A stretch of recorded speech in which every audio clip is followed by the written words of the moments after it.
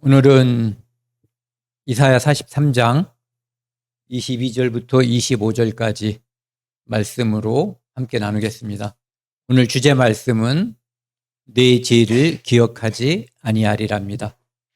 오늘 본문 말씀은 25절입니다. 같이 읽겠습니다.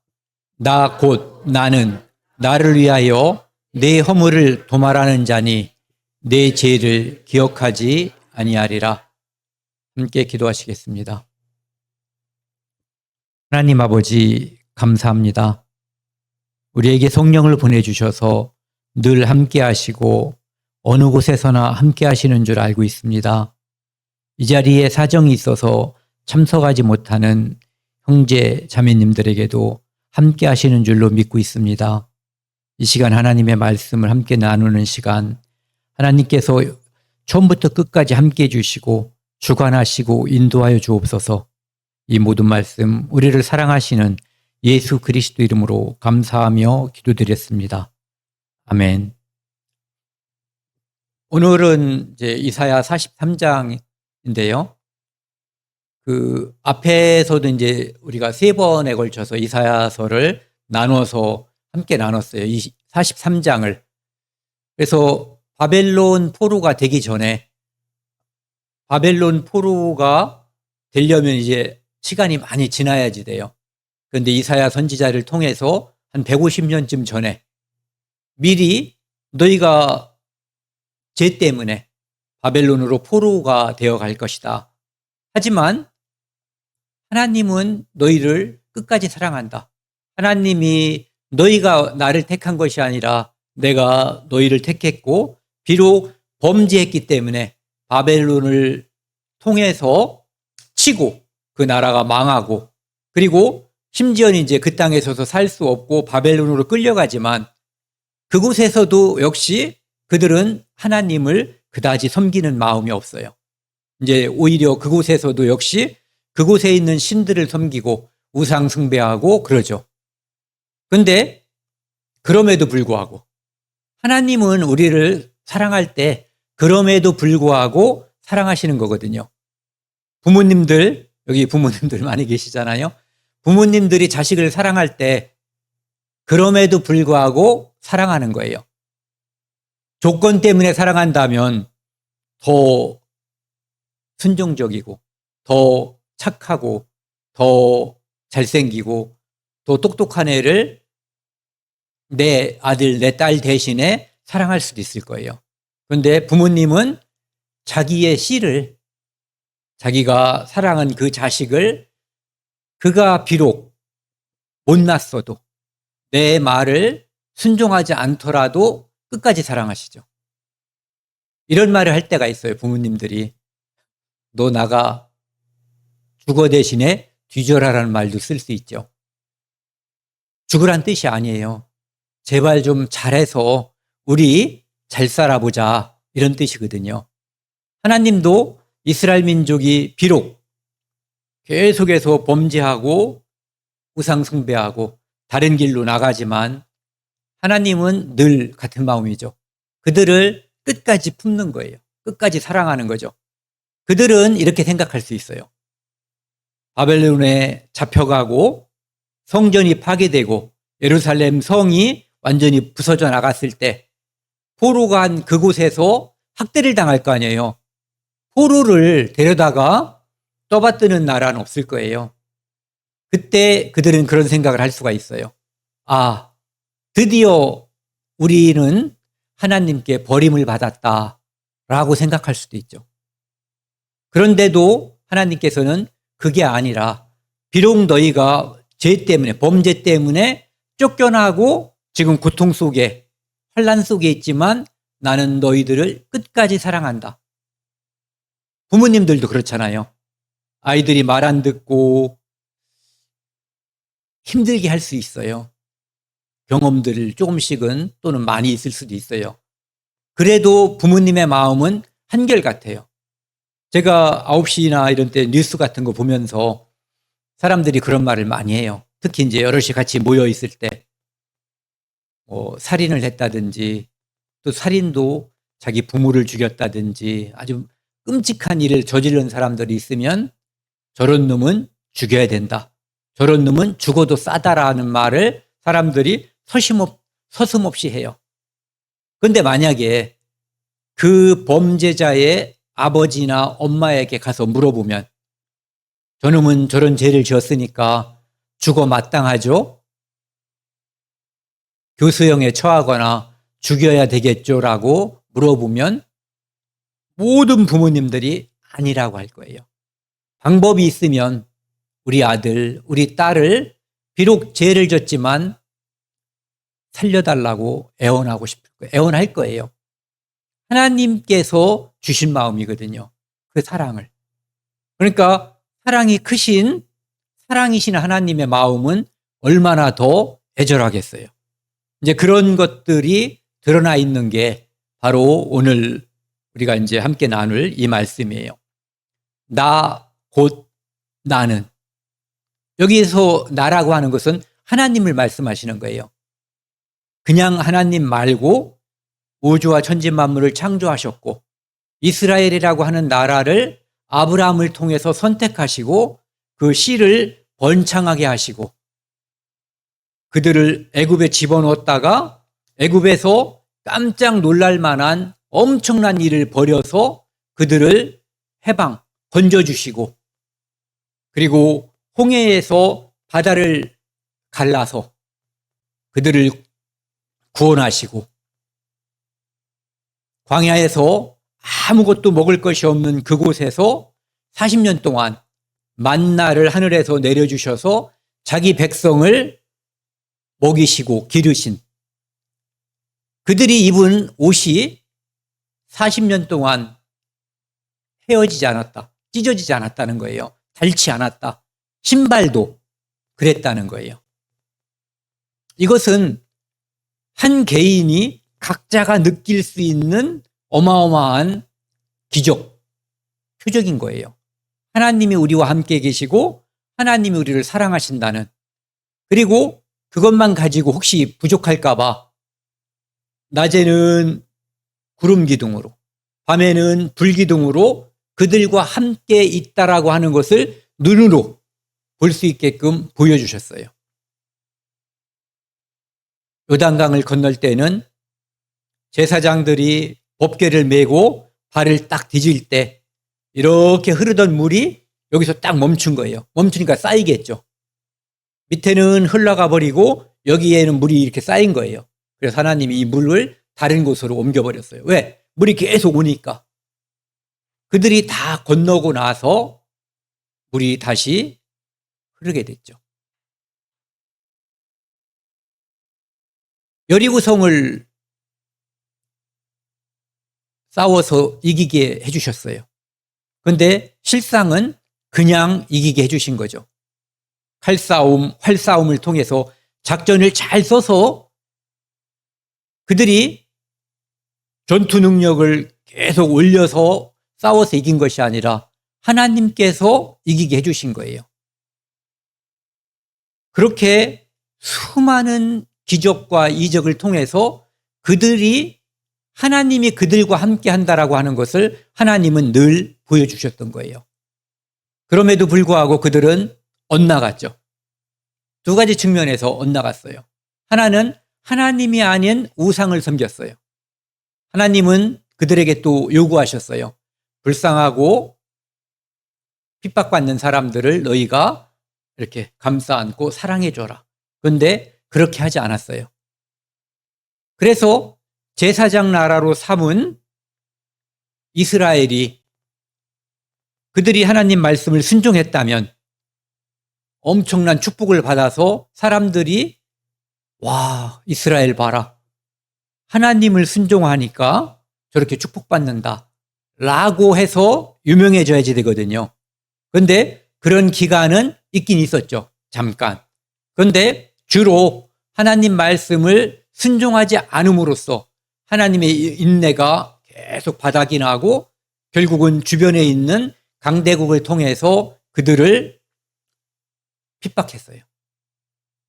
그래서 이스라엘 민족이 핍박을 받을 때도 사실은 하나님이 그들과 함께 하시고 역사하셨던 거예요. 그것은 마치 우리 삶이 어떤 때는 하나님이 정말 나랑 함께 계신 것 같아 라고 간증할 때는 사람들이 뭐가 잘 될 때예요. 그런데 힘들고 어려울 때도 하나님이 같이 하시는 거예요. 하나님은 단 한 번도 우리를 떠난 적이 없어요. 성령은 우리에게 한 번 오시면 끝까지 함께 하시는 거예요. 언제까지? 영원히. 죽어도 함께 하시고 이 땅에 사는 동안도 함께 하시는 거거든요. 그렇게 하나님을 떠나서 말 안 듣는 이스라엘 민족, 비록 그들이 그렇게 하나님을 괴롭게 하지만 하나님께서는 그들의 허물을 하나님을 위해서 그 허물을 도말한다. 도배 생각하시면 돼요. 더러운 게 있으면 거기다가 벽지를 바르면은 그 속에 있는 게 보이지 않잖아요. 우리 죄가 비록 많이 있지만 하나님이 가려주겠다는 얘기예요. 그리고 내 죄를 기억하지 아니하리라. 여기 계신 부모님들도 자기 자식들이 잘못할 때마다 몽둥이나 모르다가 이렇게 처벌을 했다면 그 아이들은 다 죽었을 거예요. 그리고 여기 계신 분들도 어렸을 때 이미 다 죽었을 거예요. 그만큼 사람들은 죄를 많이 짓고 부모님도 부모님을 힘들게 하죠. 하나님께는 말할 것도 없고요. 그런데 부모님의 사랑이 크기 때문에 죄가 작아서가 아니라 부모님의 사랑이 크기 때문에 우리가 살아남은 거고 지금도 마찬가지로 우리 죄가 적어서가 아니라 하나님의 사랑이 크기 때문에 우리가 살아있고 또 구원을 받은 거예요. 그래서 오늘은 요 하나님의 사랑, 내 죄를 기억하지 않는다. 기억하지 않는다는 것은 처벌하지 않겠다. 벌 주지 않겠다.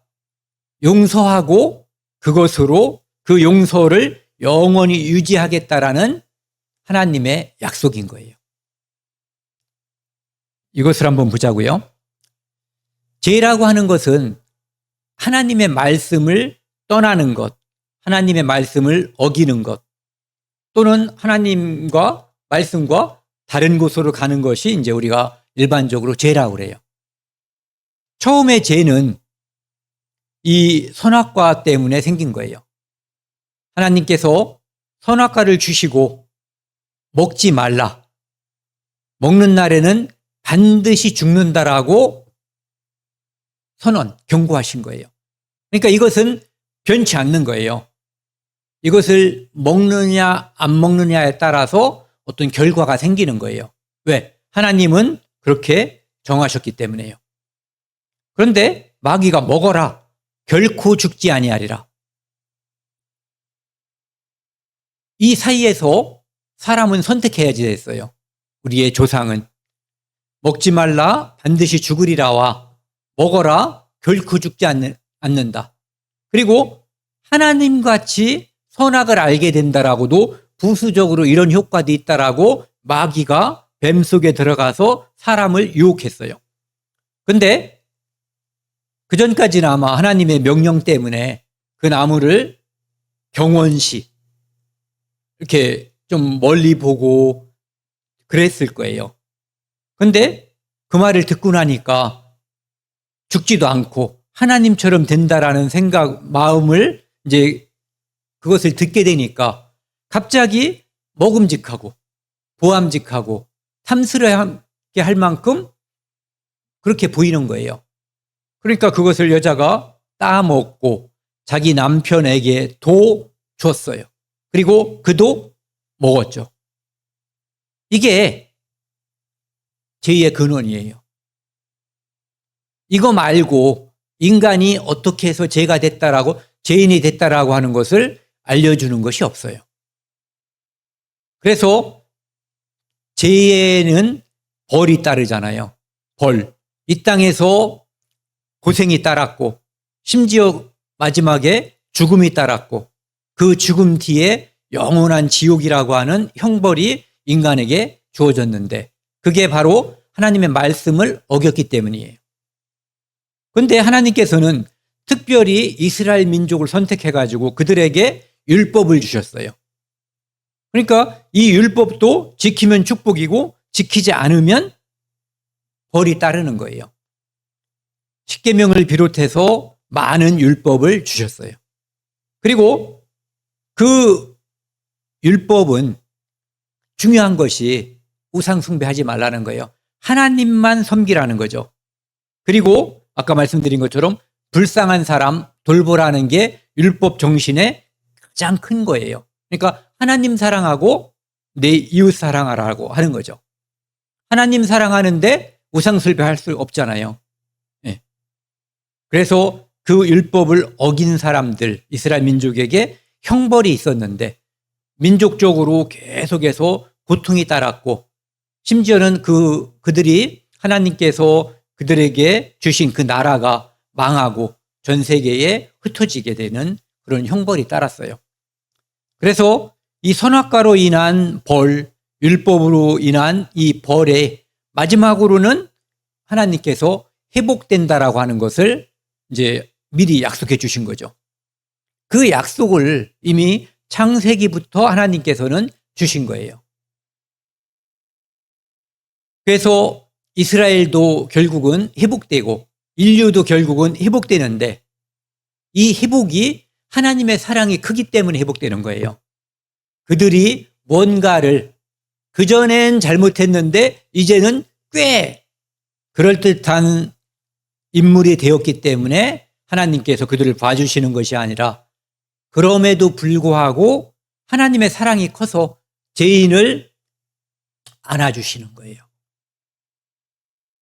여기 그림을 보시면은요, 하나님께서 동산 중앙에 그냥 그림을 가져온 거기 때문에 이게 선악과로 그린 건지 이게 생명나무로 그린 건지는 몰라요. 어쨌든 먹지 말라고 한 것은 먹었죠. 예수님은 이 땅에 오셔서 내가 하늘에서 내려온 생명의 떡이다. 쉽게 말하면 내가 생명나무라는 거예요. 그러니까 나를 먹어라. 내 살을 먹고 내 피를 마시는 자는 영생하리라고 했단 말이에요. 먹지 말라고 한 선악과는 먹고 먹으라고 한 예수 그리스도는 먹지 않는 이 청개구리 심보 때문에 인간에게 계속해서 불행이 이어져 가고 있는 거예요. 하나의 조건이에요. 에덴 동산에서도 하나의 조건이었죠. 선악과 먹지 말라. 안 먹고 계속 버텼으면은 지금까지 우리는 아담과 하와와 우리가 함께 살고 있었을 가능성이 커요. 틀림없이 그랬을 거예요. 먹지 말라고 한 것을 안 먹었다면. 그러니까 하나님의 에덴 동산에서 주어진 율법은 하나였어요. 그 당시에. 네, 먹지 말라. 지금은 많은 계율과 이 세상에 많은 법이 있어요. 하지만 하나만 지키면 돼요. 예수 그리스도 먹어라, 믿어라. 생명의 떡인 예수 그리스도를 받아들이면, 믿음으로 십자가를 받아들이면 그것이 하나님께서 우리에게 축복해 주시는 하나의 조건이에요. 에덴 동산에서도 하나였고 지금도 하나죠. 그때는 먹지 말라고 했고 지금은 먹으라고. 그러니까 사람은 자꾸 거꾸로 가려고 그러죠. 얘처럼. 얘 누군지 아시죠?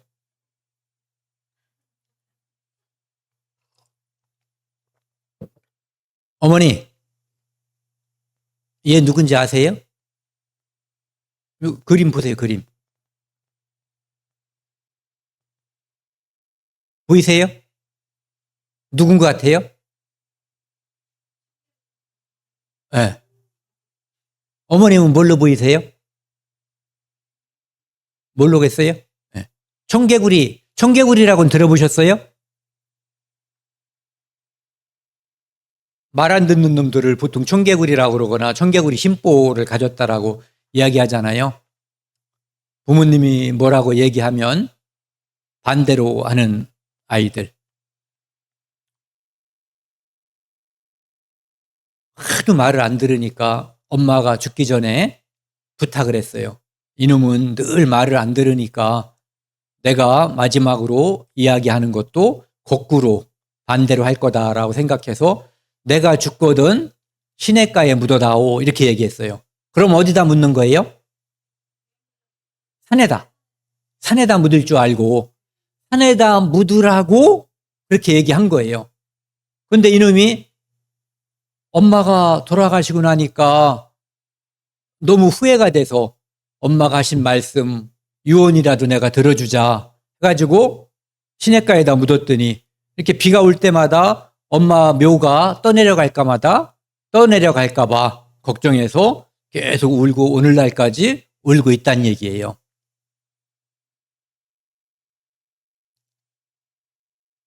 이런 인간이 되면 안 된다 이런 얘기죠. 부모님 말씀도 잘 들어야 되지만 하나님의 말씀에 순종하자 뭐 이런 얘기를 하고 싶은 거예요. 하나님께서는 이건 이제 예수님께서 말씀하신 건데요. 좁은 문으로 들어가기를 힘쓰라 이렇게 얘기해요. 이 세상에 왕궁 같은 데가 이 문이 어느 정도 되려나요? 재보질 않아가지고 제가 어제는 인터넷 같은 데서 궁궐문은 어느 정도 되나 누가 찾아보세요. 이따가 알려주세요. 한번 찾아보시고. 어쨌든 예수님이 좁은 문으로 들어가기를 힘쓰라는 거예요. 좁은 문이라는 것은 다른 사람들이 넓은 문으로 가는데 거기는 너희가 살 길이 아니라는 거죠. 그건 무슨 뜻이냐면은 사람들은 자기 공로, 자기가 노력해서 얻은 것으로 또는 내가 누군가를 도와주고 자기의 노력으로 자기 공로로 하나님께 인정받고 싶어 해요. 그게 넓은 길이에요. 이 세상에 수많은 종교가 있는데 그 종교의 가장 큰 가르침은 대부분 착하게 살라예요. 착하게 살면 천국이든 뭐 극락이든 이름이 뭐가 됐든 거기 간다라고 가르치는데 그 가르침이 문제가 있다는 거예요. 그러면은 자기 공로가 아니라 다른 공로, 하나님께서 만들어 놓은 새로운 길, 다른 길이 있다는 거예요. 그런데 사람들은 자기 공로를 내세우기 위해서 그 길로 가지 않기 때문에 그 길이 어렵고 협착하기 때문에 안 가는 게 아니라 그 길로 가는 것보다 자기가 원하는 길로 가고자 하는 그 고집, 공로 사상이 크기 때문에 안 가는 거예요. 장애물이 있어서 안 가는 것이 아니라. 그런데 여기 보시면은 들어가기를 구하여도 못하는 자가 많다라고 얘기해요. 왜 그러냐면은 언뜻 보면은 말이 좀 이상하죠. 구하라 그러면 두드리라. 또 뭐가 있죠? 구하라, 두드리라, 찾으라. 예. 그러면 찾는다고 얻는다고 돼 있는데 들어가기를 구하여도 못하는 자가 많으리라. 방법이 잘못되면 그런 거예요. 나중에 보면은요, 이 사람들이 예수님께서 뭐라고 말씀하시냐면 나는 너희가 어디에서 온 자인지 알지 못하노라. 너희들 우리 집에 들여보낼 수 없다는 얘기예요. 쉽게 말하면 천국 갈 수 있는 비자를 받지 못한 놈들이 와서 막 두들기고 난동을 부리는 거예요. 자격 없는 자들이. 그 사람들이 뭐라고 말하냐면은 우리는 주 앞에서 먹고 마셨으며 주님을 섬기고 함께 했다는 것을 이야기하는 거죠. 강변하는 거예요. 마셨으며 주는 또한 우리를 길거리에서 가르쳤나이다. 요즘으로 말하면 교회당에 와서 말씀도 듣고 함께 교제하고 먹고 마시고 성경도 배우고 옛날에는 이런 희당보다는 길거리나 이런 데서도 예수님이 많이 가르쳤잖아요. 그랬다는 거죠. 그런데 우리를 모른 척하다니 너무하지 않냐 이런 얘기죠. 그런데 나는 너희가 어디서 왔는지 알지 못하노라. 여긴 같이 읽겠습니다. 행악하는 모든 자들아 나를 떠나가라. 행악이라고 하는 것은 하나님께서 원하지 않는, 하나님께서 인정하지 않는 방법으로 그 문을 통과하려고 하는 거예요. 쉽게 말하면 주인이 문을 열어주면 허락된 사람들이 들어올 수 있는 거잖아요. 그런데 담으로 넘어오는 사람들, 담을 부시고 들어오는 사람들, 이런 사람들은 행악자가 되는 거예요. 하나님이 인정한 길이 있는 거거든요. 그 길이 사람들이 보기에는 가고 싶지 않은 길이에요. 자기들이 만든 길, 자기들이 가고 싶은 길로 가려고 하는 고집이 있는 거죠. 그래서 결국은 그들이 슬피 울며 이를 간다고 돼 있어요. 하나님을 원망하기 때문에 슬피 우는 게 아닐 거예요. 자탄. 여기 두들기는 거죠. 바보 같은 놈. 내가 왜 그랬을까? 쉽고 이미 열려져 있는 길이 있는데 왜 나는 엉뚱한 길을 고집했을까? 라고 하는 자기 자신을 한탄하는 그러한 슬피 울며 이를 가는 거 있는 거예요. 여기 보시면은 이게 이제 성막이거든요. 이스라엘 민족에게 광야에서 주셨고 이 광야에서 주신 이 성막에는 들어가는 입구가요. 여기 9m라고 돼 있는데 계산하기 편하게 하면은 한 10m 정도 되는 엄청나게, 혹시 그거 아까 문 찾아보셨어요? 누가? 35m가 된대요. 엄청 크네요. 네. 어쨌든 대궐은 또 엄청 크네요. 이것은 이 규모에 비해서 엄청나게 큰 문인 거예요. 이 문으로 이제 이스라엘 민족이 들어가서 여기서는 하나님을 섬기기 위해서 자기 죄를 용서받기 위해서 제물을 가지고 짐승들, 희생양, 희생제물을 가지고 여기를 통과해야지 됐어요. 이 땅의 모든 민족들이 넓은 문으로 다녔어요. 어떤 문? 우상숭배. 하나님이 아닌 어떤 신을 섬기는 것. 그런데 이스라엘 민족에게는 좁은 문을 하나님께서 요구하신 거예요. 우주와 천지 만물을 창조하신 눈으로 보이지 않는 하나님만 섬기라고, 그분께만 경배하라고 좁은 길을, 하지만 그들에게 실제로 주신 길은 넓은 길이었어요. 언제나 누구나 들어갈 수 있는 그 길을 주신 거죠. 재물을 가지고 들어가야 돼요. 이스라엘 민족이 처음에는 자기들 죄 때문에 굉장히 겸손한 마음, 낮아진 마음으로 재물을 가지고 자기 죄를 하나님께 자복하면서 가지고 갔어요. 그런데 계속 가다 보니까 이건 10,000원짜리인데 9,000원짜리로 다 바칠까? 어차피 죽일 건데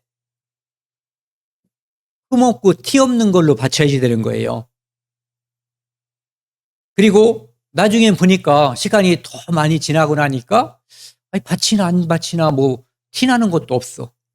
그래서 하지 말지. 이런 식으로 바뀐 거예요. 처음에는 형식 진심이었다가 형식적이었다, 나중엔 그 형식마저도 무뎌져 버린 거죠.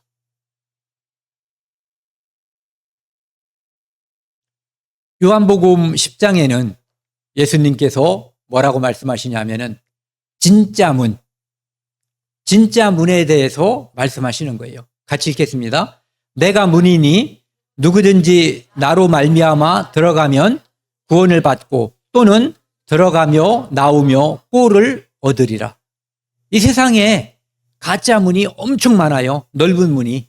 모든 우상숭배와 모든 잡신은 다 가짜 문이고 넓은 문이에요. 공로를 통해서 어떤 신에게 인정받을 것이라고 생각하는 모든 종교는 다 넓은 문이에요. 하나님이 인정하지 않는 문이에요. 그런데 예수님이 내가 문이다. 누구든지, 보세요. 누구든지 나로 말미암아 나를 통하지 않고는 구원을 받을 자가 없는 거예요. 들어가면 구원을 받고, 즉 예수님이 이 땅의 유일한 구원자인 거예요.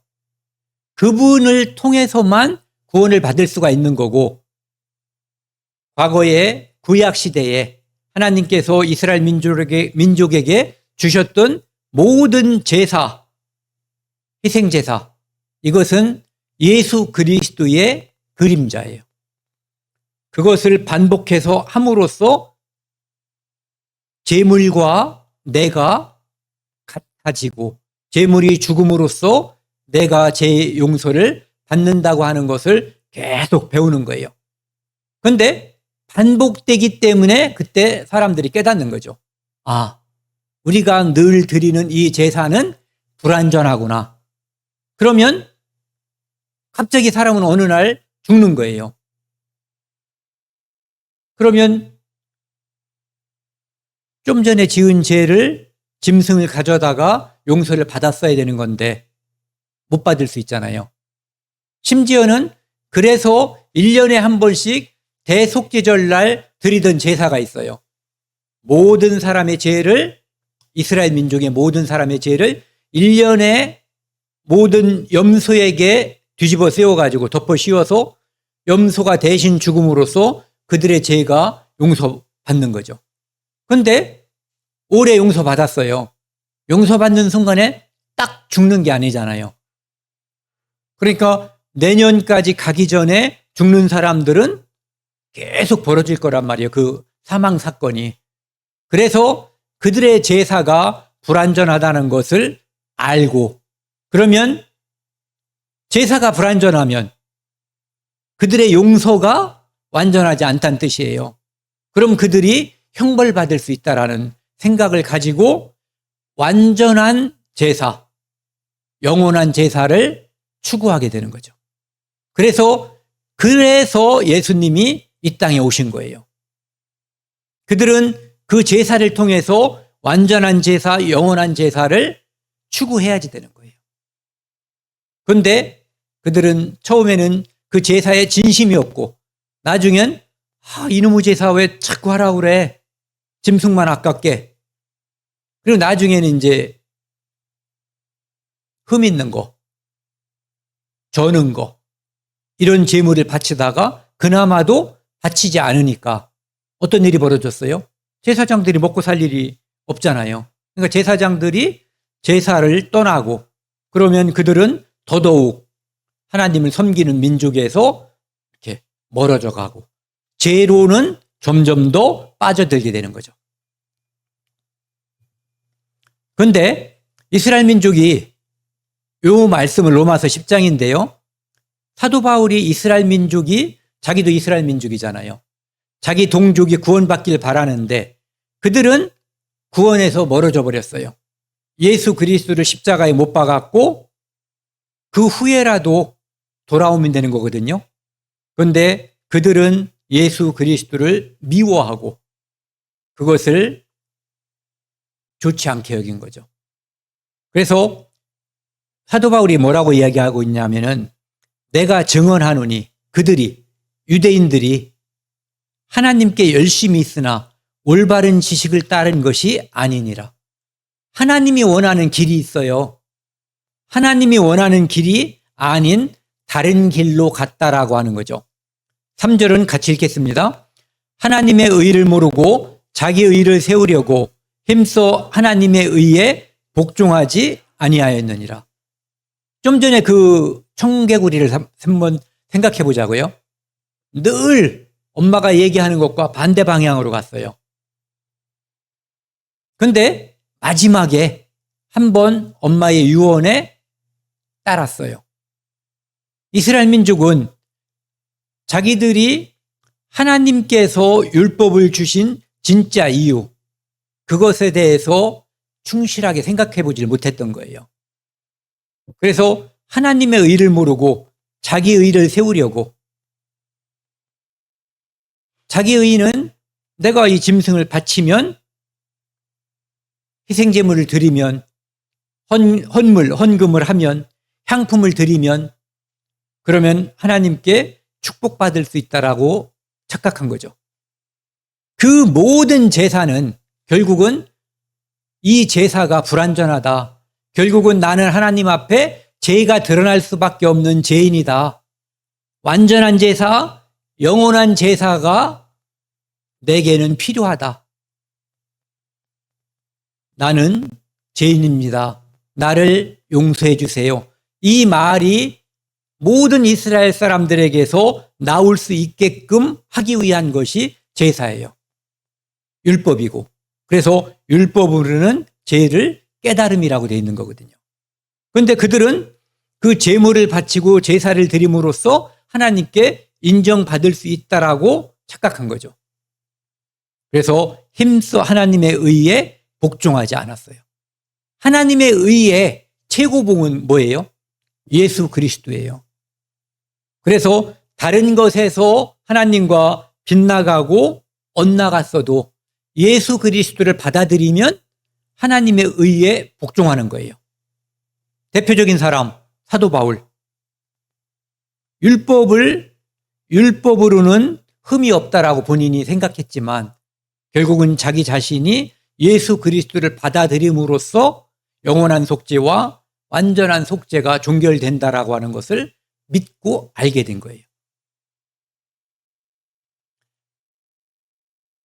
그런데 하나님께서는요, 사람들의 짓는 그 죄를 그대로 처벌하면 이 땅에 살아남을 사람이 아무도 없는 거예요. 아기들도 똥 쌀 때마다 엄마가 너 똥 10번이다. 오줌 20번. 이걸 넘어서면 넌 뒤져. 이렇게 해놓고 똥 11번째 싸면 그냥 패대기 쳐. 오줌 21번째 싸면은 뒤지게 때려줘. 그럼 우리 중에 누가 살아남겠어요? 하나님은 끝까지 사랑하시는 거예요. 여기 보면은 내가 그들의 불의를 긍휼히, 하나님은 불쌍히 여겨요. 엄마들도 자식을 불쌍히 여기니까 계속해서 똥을 치우고 졸린데도 젖을 주고 기저귀도 빨고 할 수 있는 거지. 아우, 이놈의 새끼 죽었으면 좋겠다. 이런 마음이면 자식이 크겠어요, 안 크겠어요? 자식 키울 수가 없는 거예요. 그 마음을 하나님이 주신 거예요. 불쌍히 여기는 마음을. 그게 바로 하나님의 마음. 죄인을 바라보는 하나님의 마음이거든요. 긍휼히 여기고 그들의 죄를 다시, 같이 읽겠습니다. 그들의 죄를 다시 기억하지 아니하리라. 죄를 기억하면 끝장나는 거예요.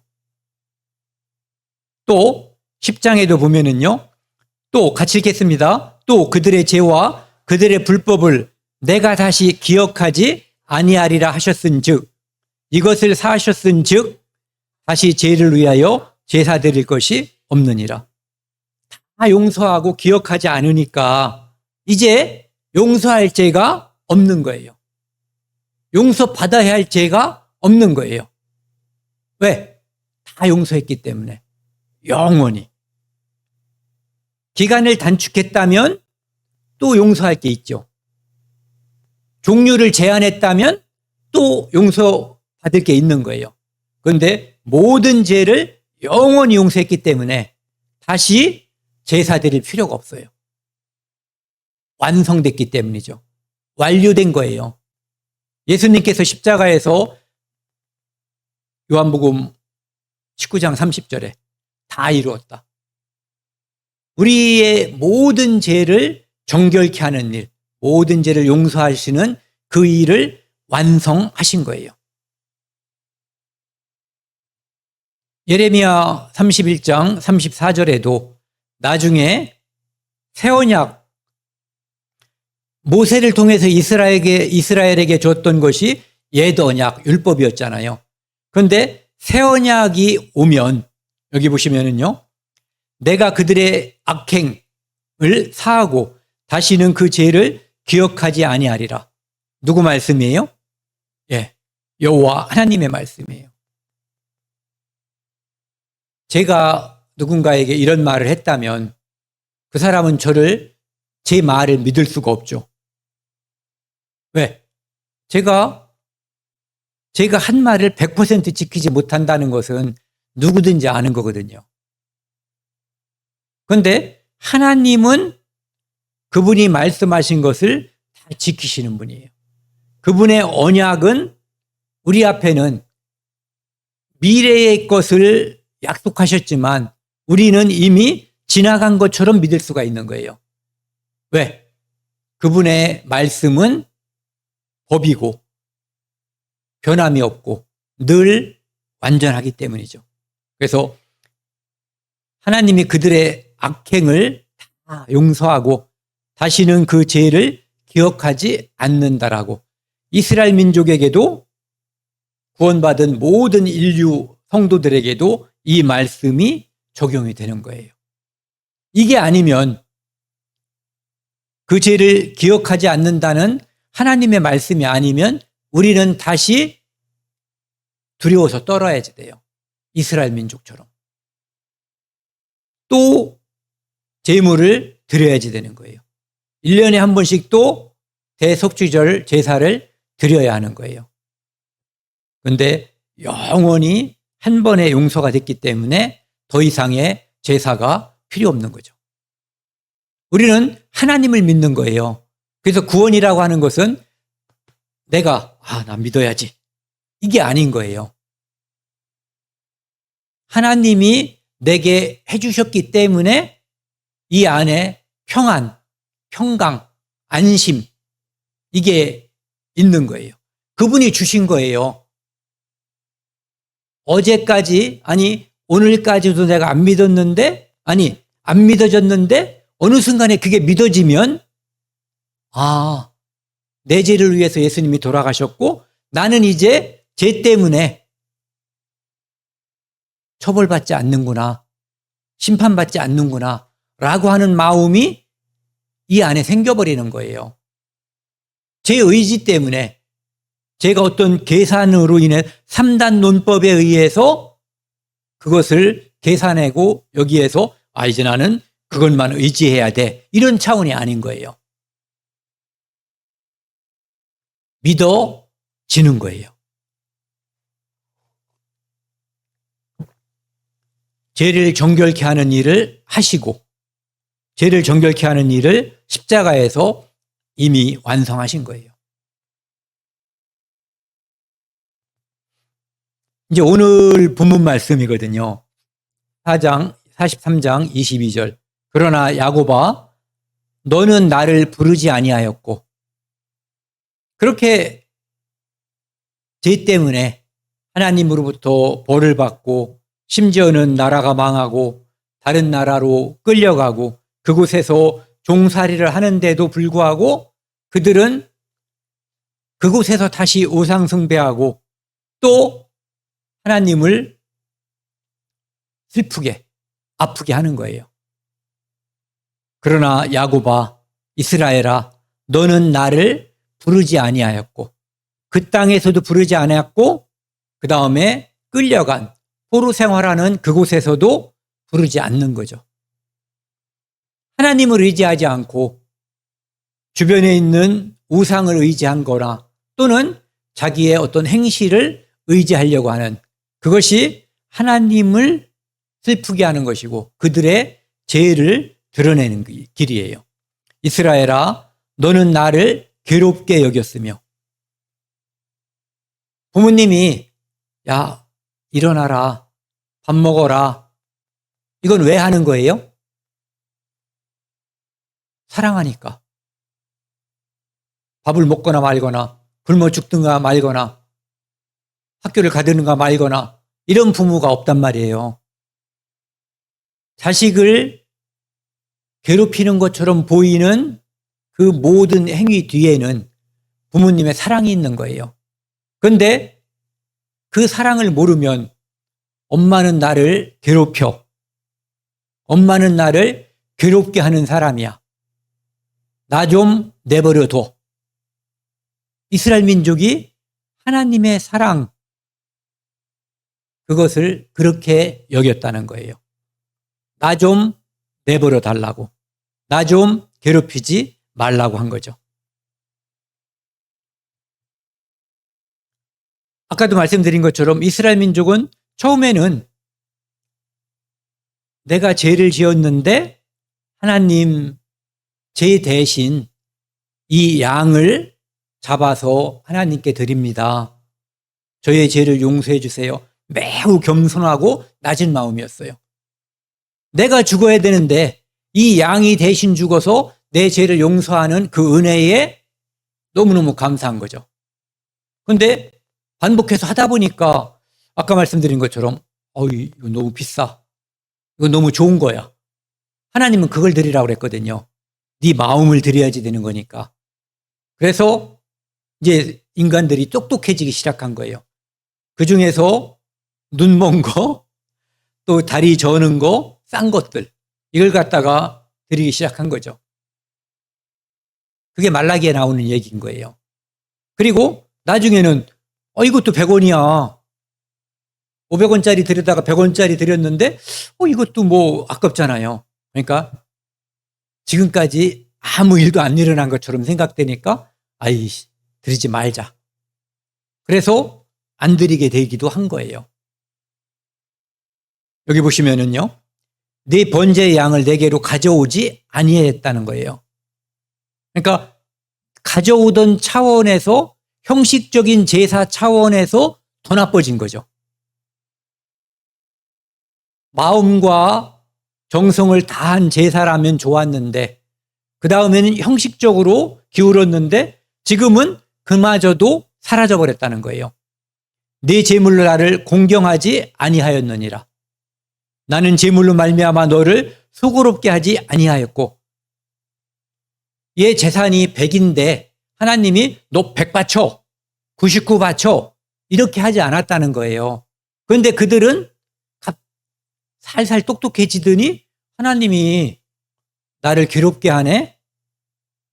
내가 이것을 안 바치면 내가 더 풍족하게 살 수 있을 텐데 라고 하는 생각을 갖게 되는 거예요.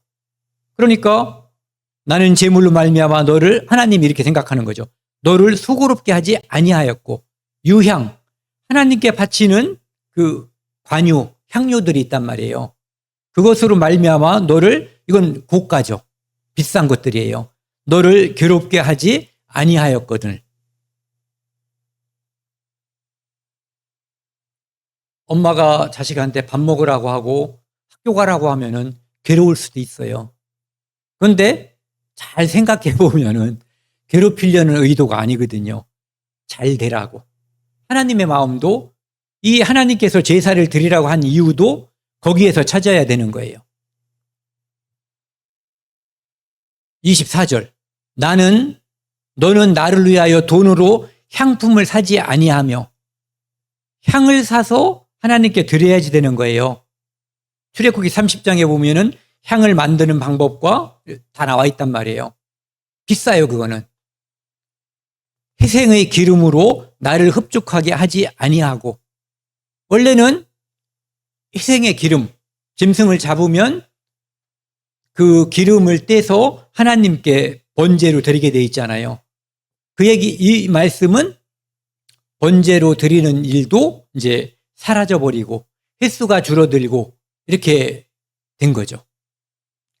그러니까 형식적인 제사마저도 사라져버리는 그런 일이 벌어진 거예요.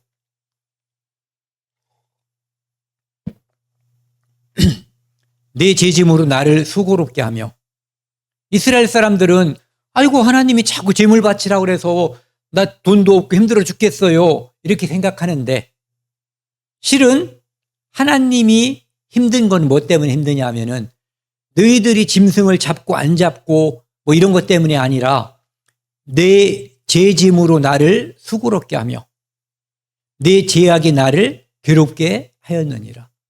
하나님이 고통스러운 것은 그들의 죄예요. 물론 제사를 잘못 드리는 것도 그들의 죄에 속하지만 우상 숭배를 하면서 하나님께 제사 드리는 것, 그 다음에 이웃에 있는 과부와 고아들을 살피지 않으면서 하나님께 제사 드리는 것, 이런 것들이 하나님 앞에 다 죄에 속했던 거죠. 이사야 1장에는 보면은 그들이 이제 하나님께 계속해서 뭔가를 드리는 장면이 나와요.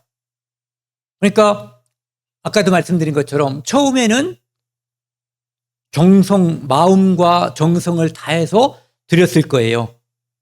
이 제물을 나의 죽음으로 생각했을 거란 말이에요. 그리고 나중에 조금 시간이 지날 때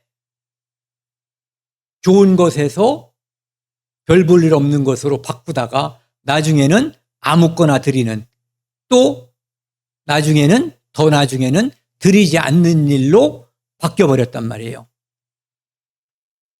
그러니까 하나님께서 우수한 제물이 하나님께 무슨 유익한 것이 있느냐. 마음을 드려야지. 마음은 딴 데가 있는데 우상 숭배하면서 하나님을 섬긴다라고 제물을 드리는 것은 의미가 없다는 거예요. 누가 너희에게 요구하였느냐? 내 마당만 밟을 뿐이라. 성막에 들어와서 뭔가를 행사를 하고 가는데 마음은 하나님께 아무것도 드려지지 않는 거예요. 의미가 없다는 거죠. 여기도 보면은 성의와 아울러 악을 행하는 것을 내가 견디지 못하겠노라. 아까 말씀드린 것처럼 이걸 생각하면 제일 쉬워요. 우상 숭배와 하나님께 제물을 드리는 일을 한 사람이 같이 하는 거예요. 오늘은 절기니까 하나님을 섬기고 집에 가서는 우상 섬기고 이렇게 하는 거죠. 여기도 보면은 너희의 월삭과 정한 전기를 싫어하나니, 절기 때, 초하루 때 뭔가 제사를 드리지만 그들의 마음속에 하나님은 없는 거예요. 형식만 남아 있었던 거죠. 나중에는 형식마저도 사라져버린 거예요. 여기 보시면 그것이 내게 무거운 짐이라. 아까 그 말씀하고 똑같죠. 내가 지기에 곤비하였느니라. 하나님이 그것을 하기에 너무너무 피곤하다는 얘기예요. 쓸데없는 일, 엉뚱한 일, 잘못된 일을 민족적으로 계속해서 하고 있으니까. 그래서 15절은 같이 읽겠습니다. 너희가 손을 펼 때에 내가 내 눈을 너희에게서 가리고 너희가 많이 기도할지라도 내가 듣지 아니하리니 이는 너희의 손에 피가 가득함이라. 죄인이 드리는 예물 하나님이 받지 않는다는 것을 말씀하시는 거예요. 죄인이 드리는 예물 하나님이 받는 거예요, 원래는. 그렇죠? 어떨 때?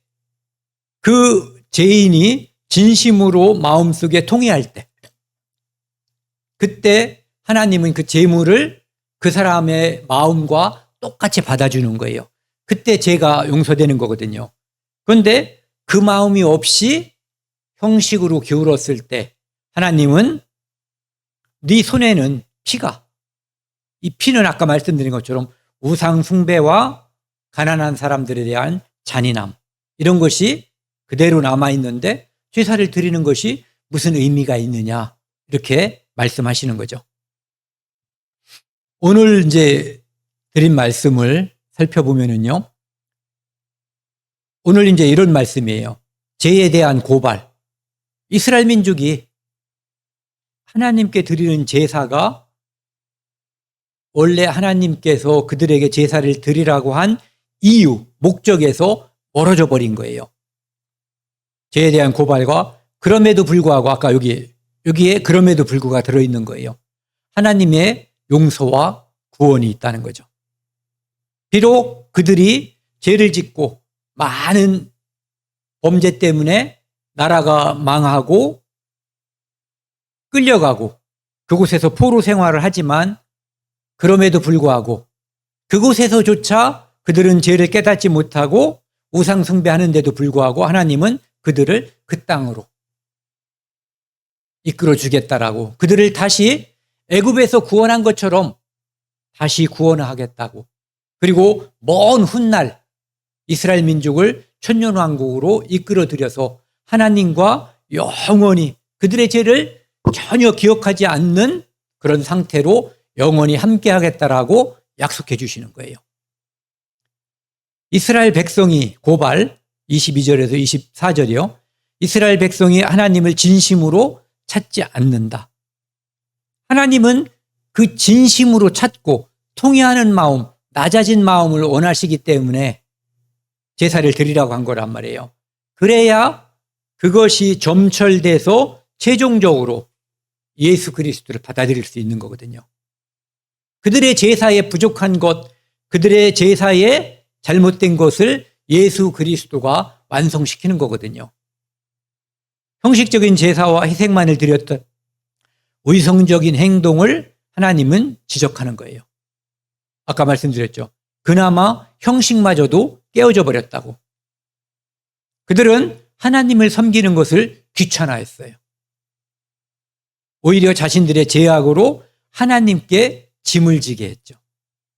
하나님의 어깨가 무거운 것은 그들이 제사를 드리지 않았기 때문이 아니라, 형편없는 제물을 드렸기 때문이 아니라 그들의 죄가 너무너무 많아져서 하나님의 마음이 무거워진 거예요. 그런데도 불구하고 하나님은 용서, 구원하겠다는 거죠. 25절에 하나님은 당신의 영광과 이름을 위해 곧 나는 나를 위하여 죄를 지우고 기억하지 않는다는 거예요. 2번 같이 읽겠습니다. 이스라엘의 행위에 근거한 용서가 아니라 전적으로 하나님의 은혜와 주권에 달린 구원이다. 잘해서가 아니라 완전히 그들이 돌이켰기 때문이 아니라 하나님은 그들을 불쌍하게 여기기 때문에 그들을 구원해 주신다는 말씀이에요. 오늘 주제 말씀 다시 보겠습니다. 25절 같이 읽겠습니다. 곧 나는 나를 위하여 내 허물을 도말하는 자니 내 죄를 기억하지 아니하리라. 이게 하나님의 사랑이에요. 하나님이 사랑하시는, 기억하지 않고 허물을 도말하는 이유는 하나님의 영광을 위해서.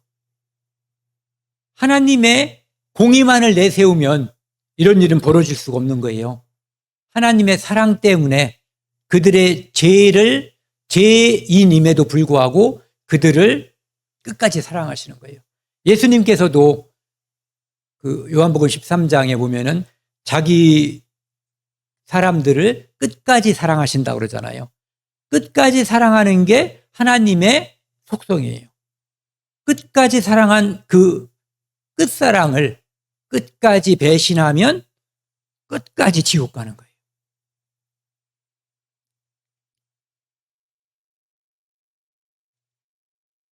이사야 1장에는 그들의 죄를 이렇게 용서할 것을 이야기하고 있어요. 오늘 여기까지 하겠습니다. 18절만 같이 읽겠습니다.